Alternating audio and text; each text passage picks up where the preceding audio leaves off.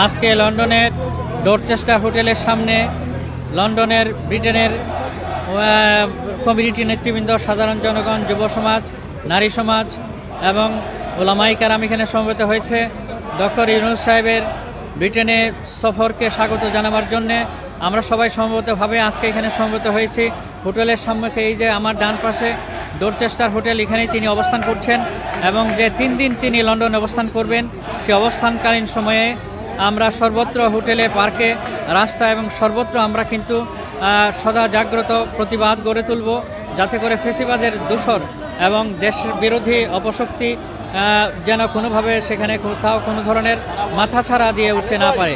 আমরা দেখাতে চাই বাংলাদেশে এবং সারা বিশ্বে বাঙালিরা সব জায়গায় ঐক্যবদ্ধ আছে, দেশের জন্যে, স্বাধীনতার জন্যে, সার্বভৌমত্বের জন্যে, দেশের মানবাধিকারের জন্যে এবং বিশেষ করে জুলাই গণ অভ্যুত্থানে যে সমস্ত 2000-এর অধিক যে সমস্ত শহীদান আত্মদান করেছেন, তাদের অধিকার প্রতিষ্ঠা করার জন্যে। আমার নাম ডক্টর মোহাম্মদ আলম।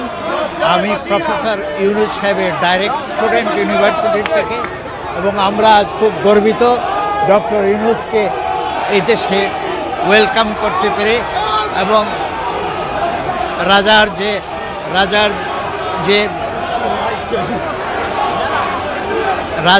যে জন্য ডক্টর ইউনূসকে এই দেশে উপহার দিতে এনেছেন, আমি মনে করি এটা শুধু ইউনূসকে দেওয়া হয়নি, সারা বাঙালি জাতিকে দেওয়া হয়েছে।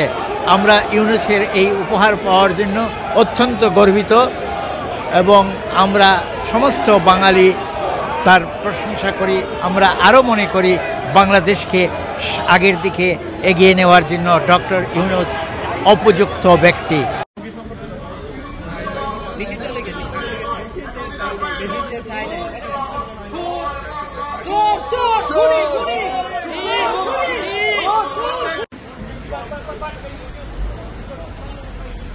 Otherwise, we will put them out.